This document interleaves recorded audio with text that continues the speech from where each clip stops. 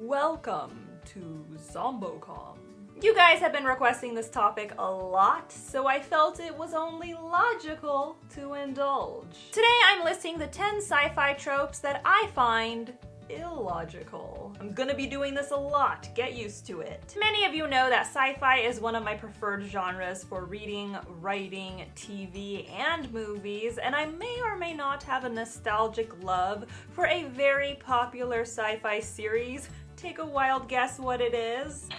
Pew pew! That doesn't mean that I think the genre or even sci-fi stories that I love are flawless. There are a lot of tropes that don't make any damn sense, and we're gonna talk about them. Before we get started, this video is sponsored by my all-time favorite learning platform. It's also Spock's favorite learning platform. I know these things, he told me, and that's Skillshare. You guys have maybe heard me talk about them once or twice or roughly a million times. They're my favorite for a reason, okay? Skillshare has over 17,000 classes available specifically for creators. There are classes in creative writing, painting, graphic design, and they've even got some amazing business and marketing classes for anyone who is trying to turn their creative endeavor, like writing a book, into a career. I myself have 2 marketing classes on Skillshare. The most recent one is a step-by-step guide to releasing a novel with minimal to no assistance. Skillshare's got some goodies just for you guys. Stick around until the end of this video to find out more. But first,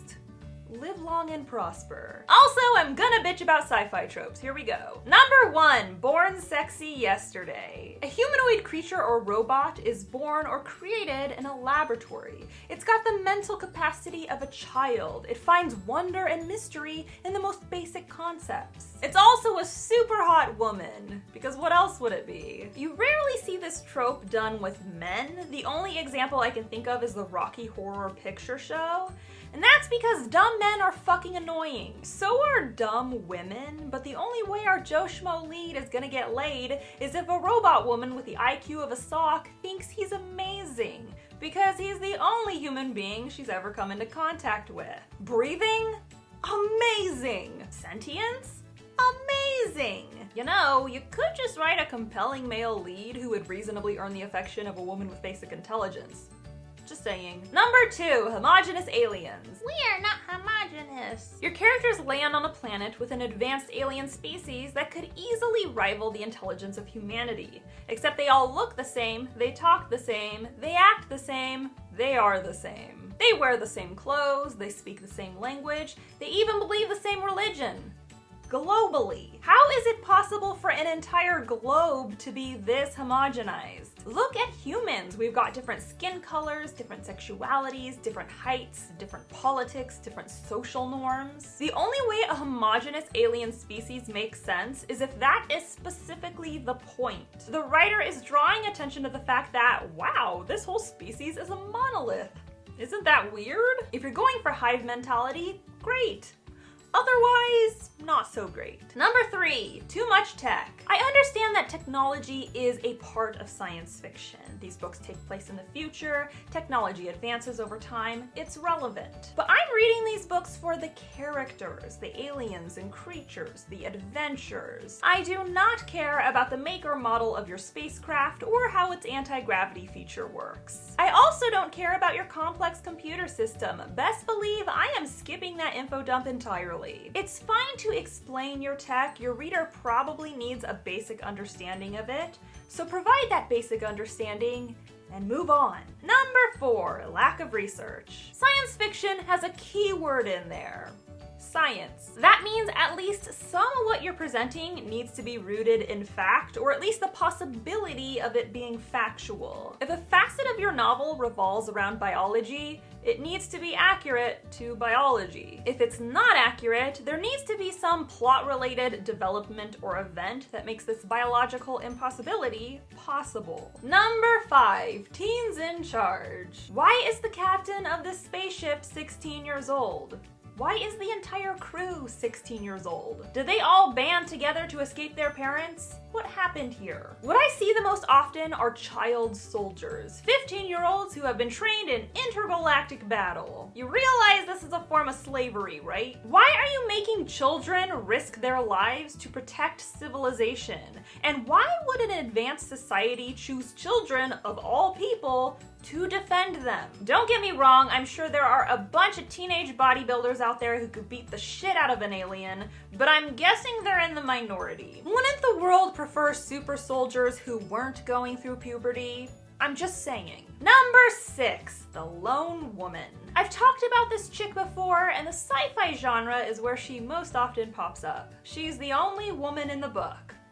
Of course she is. She's usually the hero's love interest, possibly a sci-fi version of the damsel in distress. If the author fancies themselves woke, she might be a doctor or a scientist, or something else that's smart and progressive but still leaves her defenseless in the face of danger. Shaft Danger Zone, save me! My intellect is no match for these killer robots! Just write another woman, or 2, or 10. We make up more than half of the population, so it's not exactly a stretch. But Jenna, women don't read science fiction, it's for men! Do not step to me with your illogical bullshit. Number 7, I swear it's not Star Trek. A lot of space operas follow a league of people from different planets who come together to explore the galaxy and boldly go where no man has gone before, and oh my gosh, does this sound familiar? I will be the first to say that all stories have been done before, ad nauseum, but the regurgitation of Star Trek and Star Wars is rampant and prevalent. You don't have to duplicate these stories to be successful. What made these stories so popular in the first place is that they were so original. At the time. Shit ain't original anymore. That's not to say that you can't write about space explorers, but make them your own. You're also welcome to write a satire of Star Trek or Star Wars, but satire and mimicry aren't the same thing. Number 8, yay colonialism. Let's go to an alien planet and teach them our ways. We'll share our customs and religions, we'll colonize their society, and civilize them. What could possibly go wrong? Certainly not genocide. Writers, I beg you, open a history book. Colonizing isn't a good thing. It's got very bad repercussions, like violence, disease, and the destruction of entire civilizations. Your characters are not heroes for barging onto another planet and changing its entire way of life. If your character looks a little bit like Christopher Columbus, he's actually the villain. Number 9, the Space Cowboy. He's an arrogant, drunk douchebag who moseys from planet to planet, banging aliens and shooting bad guys, and he's our leading man. Why is this guy the main character in every genre of fiction? He's the worst. Captain Kirk, I'm looking at you. There's nothing new I can say about this character that I haven't already said in every other trope video because this guy is literally everywhere. Just write someone new. I'm begging you. And number 10, sexy aliens.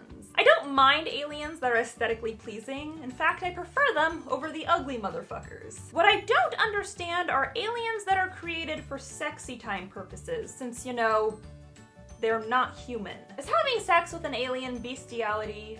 Inquiring minds want to know. How do these aliens from an entirely different planet have the exact genitalia for humans to fit into? Creatures from a different galaxy have penises and vaginas? Sounds normal. I see you've written an alien woman with enormous titties. Am I to assume this species breastfeeds?